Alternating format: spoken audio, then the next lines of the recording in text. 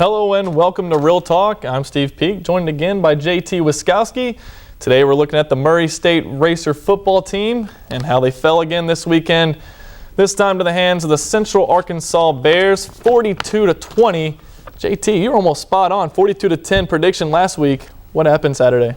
Well, what happened was the red zone interceptions, and Warnick Smothers showed up and was electric the whole game. Yeah, he looked really good and really hurt our secondary. And it could have been a lot worse in the first half. We trailed 28-13, and a guy from Central Arkansas broke wide open down the field, and Smothers overthrew him. Other than that, he looked awesome on Saturday. And Casey Brockman, another quarterback, looked really good too. Threw for 445 yards on 41 of 63. But 3 interceptions. 3 interceptions, yes. And of course, that's what people are going to remember the most, especially the 2 that were very timely in the red zone at the end of the first half, and then with about 8 minutes to play in the game. Those are huge interceptions, and it really, turned the game around, especially the one at the end, which pretty much sealed the deal. Oh, yeah. But what did you think about Warnick Smothers? You were pretty adamant about how he was going to smother the defense, which he did. Let's go ahead and get to those highlights, and we'll get to that in just a second. I thought the guy was phenomenal. We just saw a good quarterback last week in E.J. Manuel. We'll see him throwing a touchdown pass right here, Warnick Smothers, that is. What did you think? I mean, our corner bit down too low and didn't break down, and that's the first touch of the game, 7-0 coming out the gate.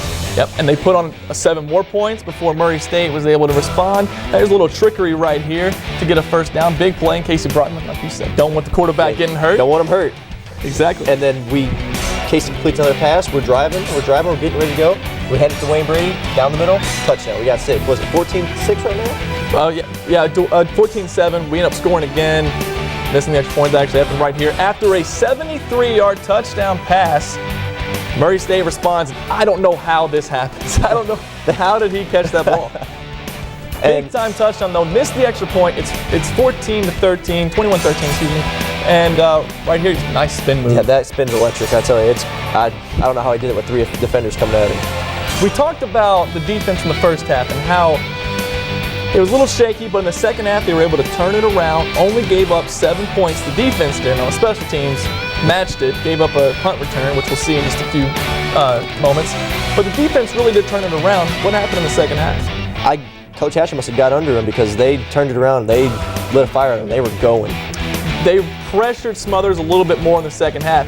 And this is the first half highlight. And Kill Huzzy, a Kentucky transfer, got some honors. Pepsi Performer of the Week, I do believe, among other honors, OVC honors. He looked good. Here's the punt return right here. This was huge, JT. It was electric. I mean, this changed the game. This was a game-changing play.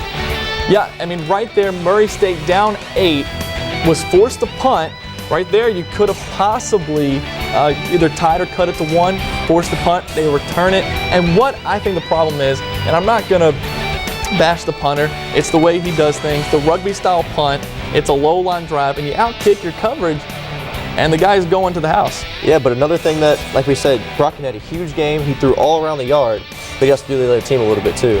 Right here, this was pretty much the game-sealing interception by Central Arkansas. That had a chance to potentially cut the lead to 8, make it 1 possession. There's still about 8 minutes left. Your defense gets a stop. You're able to come down and score, get a 2-point conversion. We're going to overtime. Unfortunately, didn't happen, and the Racers fell 42-20. Going into this week, though, we got Missouri State, another Bears team.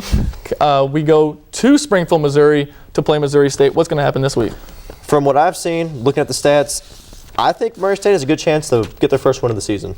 I think so too. And I think Casey, he's going to adjust. He's going to be able to convert in the red zone this week. I think Murray State has the potential to put up a lot of points. Missouri State coming off a loss to Louisville, 35-7. They're 0-2 to start out the season. Louisville's ranked, right? They are ranked. They play 2 ranked teams in a row, I do believe. They have, and they lost both of them. And a convincing matter, 35-7 this week. And they started off last season 0-7. I think right here this week, our secondary gets a break. I'm not too impressed with They Ashton need a Glacier. confidence booster for sure. Yeah, they do. I'm taking Murray State. I'm taking them 42-14 this week. JT, who you got? Well, I think Walter Powell, Dwayne Brady, and Casey Brockman are primed for a huge game this week. So I'm taking them 21-45. 45-21 Murray State. All right, well, that's all the time we got today. Coming up next, we got Real Review. See you in just a few minutes.